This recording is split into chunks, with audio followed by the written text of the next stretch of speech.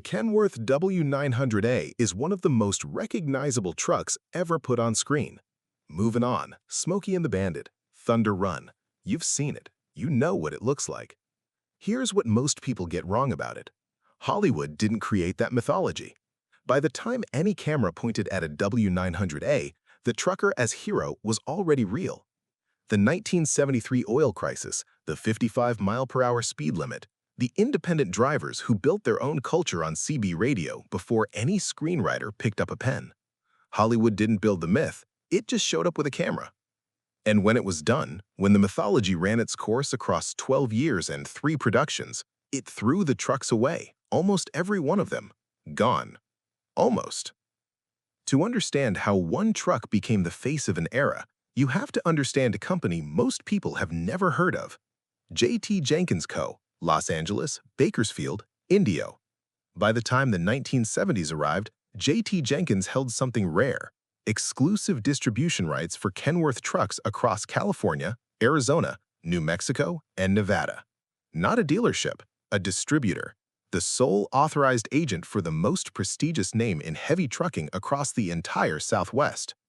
When a Kenworth left the factory in Seattle, and its destination was anywhere in those 4 states, it came through J.T. Jenkins first. Hollywood productions are built on logistics. You need something, you find the nearest person who has it.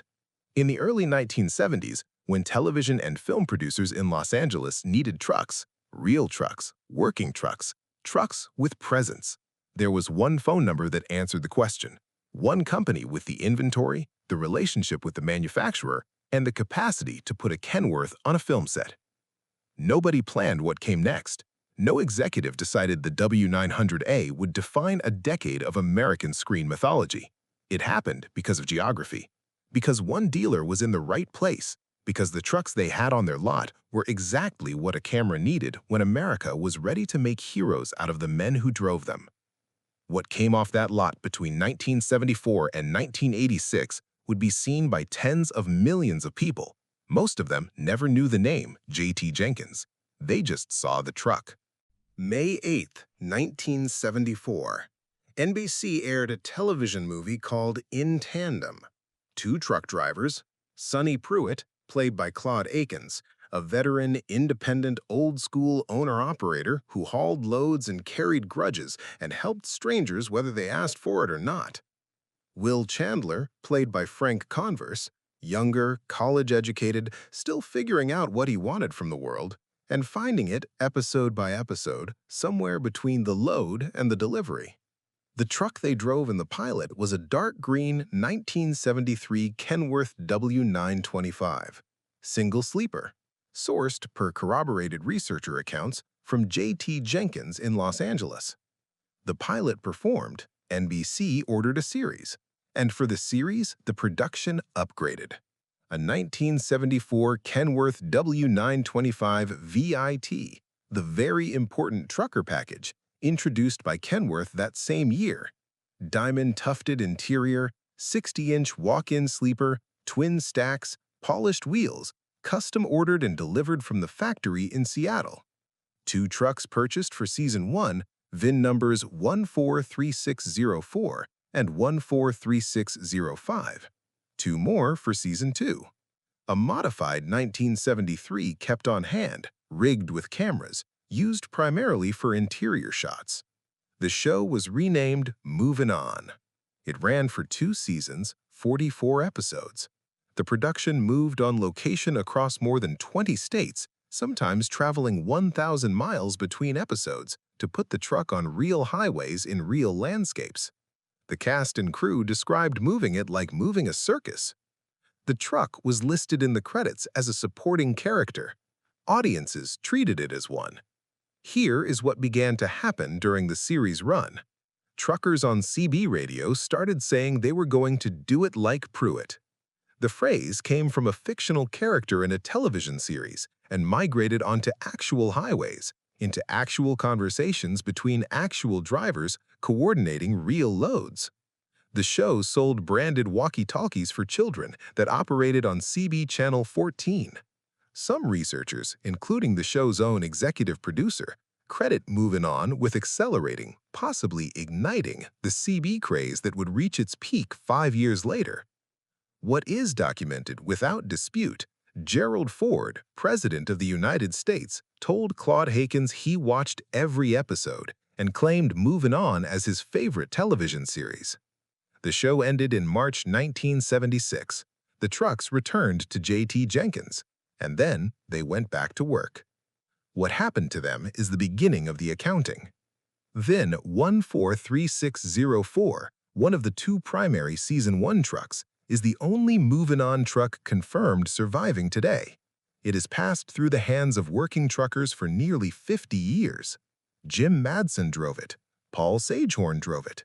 He appeared with it on American Trucker in 2012 and described it as the only Movin On truck known to still exist. In 2018, Sagehorn sold it to Mark Strassner of Tennessee. Then 143605 was destroyed in a fatal head-on collision around 1998 when a straight truck crossed into its lane somewhere in the Midwest. The 2 1975 Season 2 trucks were photographed working in the early 1990s. After that, no confirmed sighting. Their current locations are unknown. The 1973 interior truck, the one rigged with cameras, the one that absorbed the damage of production, ended up at Wichita Kenworth in Kansas. The truck itself is gone. The hood survives there. Just the hood. The rest was too far gone to save. And somewhere on a CB channel right now, a driver too young to know the reference is saying they're going to do it like Pruitt used to do it. The truck that phrase came from is either in Tennessee or gone. The phrase itself never stopped moving. May 27, 1977. 21 months after Movin On went off the air. The mythology that 2 seasons of television had been building hit movie theaters. The film was called Smokey and the Bandit. It starred Burt Reynolds as the Bandit and Jerry Reed as Cletus Snow, Snowman, the man behind the wheel. 3 Kenworth W-900As, coffee brown paint, gold trim, 48 feet of trailer behind each one, manufactured by Hobbs Trailers in Texas, with a hand-painted stagecoach mural running the length of the side. 2 1974 models, identifiable by the standard silver Kenworth emblems on the grille. 1 1973, identifiable by something specific and small, the gold 50th anniversary logo, marking Kenworth's half-century in business. That logo is how researchers have spent decades trying to track which truck appears in which scene. The film cost $4.3 million to make. It grossed $127 million. It was the second highest-grossing domestic film of 1977, behind only Star Wars. CV radio sales jumped more than 250% in the months following its release. The craze that had been building since the oil crisis reached its absolute peak. 14 million licensed CB users in the United States by 1979. Then, filming ended. The trucks went to George Sachs' facility in Santa Clarita, Hollywood Fires, Inc., the lot that stored and supplied vehicles for Universal Productions. Per researcher accounts citing direct communication with SAC, the trucks remained there for approximately 2 years. In 1979, all 3 were sold, back into commercial service. No archive, no preservation order, no museum placement.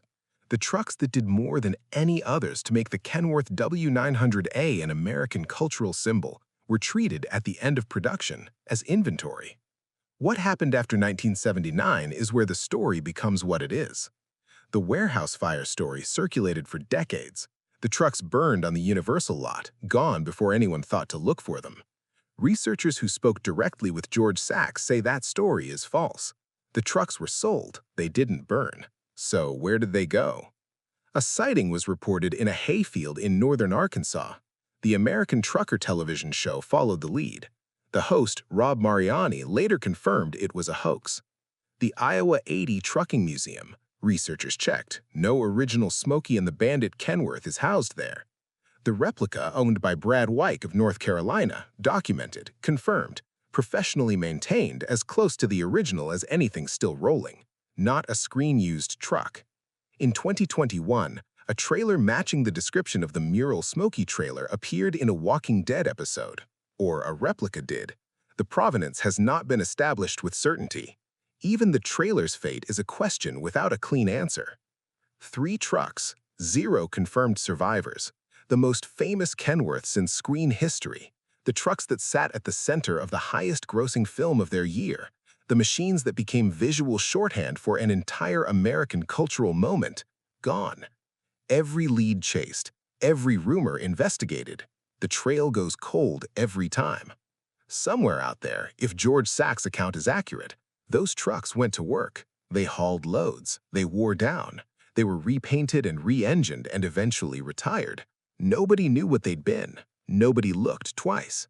That is what institutional indifference looks like. Not a fire, not a dramatic end, just a transaction in 1979, and then silence. January 1986, Route 66, Arizona. A man named Gene Schreindel drove his truck to a film production in the desert. Not a rental truck, his. He had built it over years, a 1975 Kenworth W-900 AVIT, 300-inch wheelbase, a 120-inch double eagle sleeper finished in avocado green diamond pleat nago hide and velour. Inside that sleeper, a wash basin, a microwave, a color television, a VCR, a Panasonic stereo with 8 speakers running through the cab and the bunk, air conditioning, a refrigerator, a Kubota 5-kilowatt generator powering all of it. Beneath the hood, a Detroit diesel 8V92, Allison HT754 automatic with a Spicer 4-speed backing it, 4.11 Rockwell rear ends. This was not a truck assembled to serve a role. Every choice in it was a statement about what a man could build if he had the time and the skill and the belief that the cab he lived in was worth the same care as the house he went home to, if he went home at all. The film was called Thunder Run, low-budget Cannon Group action. A retired trucker named Charlie Morrison hauls plutonium across the Arizona desert to bait a terrorist organization. The plot exists to put a Kenworth on Route 66 and let it run.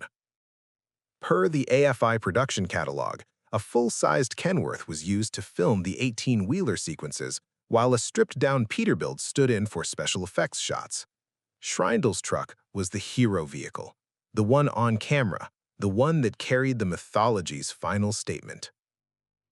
The film was released in 1986. Forrest Tucker, who played Charlie Morrison, died on October 25th of that same year. Thunder Run was one of his last performances. The film moved briefly through theaters and then largely disappeared. Today, it is remembered, if at all, by people who stumbled across it on cable in the late 1980s and stayed because of what the truck looked like on screen. The truck burned.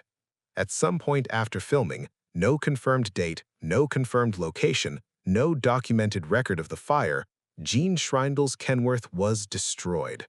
Multiple researchers, citing conversations at truck shows and on Hank's Truck Forum, report the same outcome. No physical remains have been documented, no salvage photograph. The most fully realized Kenworth ever brought to a film production, built by one man as a life's work, is gone. What remains is the film, grainy, obscure, a 1968 Cannon Group action picture that nobody made their favorite movie, but in it, for the running time of one sequence on a desert highway in Arizona, 8 speakers and a Kubota generator, and avocado green velour and a Detroit 8V92 existed on screen together in the last year the mythology had any heat left in it. The mythology had started in a trucker's cab in 1973 when the fuel ran out and the CBs came on, and the drivers found each other on the airwaves. It had been made into television, made into the second highest grossing film of 1977, made into a Cannon Group action picture shot on a shoestring budget in the Arizona desert. And then, it was done. The CB craze peaked in 1979 and declined. Deregulation came in 1980. The industry that had produced the independent owner-operator, the Sonny Prutes, the Snowmen, the Charlie Morrisons, was structurally reorganized in the decade that followed. The trucker hero didn't fade from culture because people stopped caring. He disappeared because the economic conditions that produced him were dismantled. The trucks went with him. Most of them. Of everything in this story, the 5 Movin' On trucks, the 3 Smokey trucks, the Thunder Run truck, the modified 1973 Pilot, one is confirmed still on the road. VIN 143604. A working trucker bought it from a Kenworth dealer after it left Hollywood in 1977. He didn't acquire a relic. He bought a truck because it was a good truck. It passed through Nebraska, Colorado, Arkansas, Wyoming. It hauled real loads for working men who needed a rig that ran. Jim Madsen drove it. Paul Sagehorn drove it for years in Wisconsin before appearing with it on television and describing it as the only surviving Movin' On truck. Mark Streisender drives it now in Tennessee. Nobody required any of those men to keep it. There was no preservation mandate, no historical designation, no institutional support. They kept it because they wanted to, because a good truck is worth keeping, because somewhere in the decision to maintain a machine that could have been parted out 20 years ago is a choice about what deserves to last. The mythology is gone.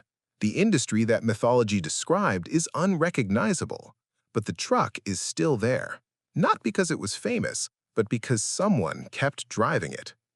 That is the complete accounting. One surviving, the rest silence.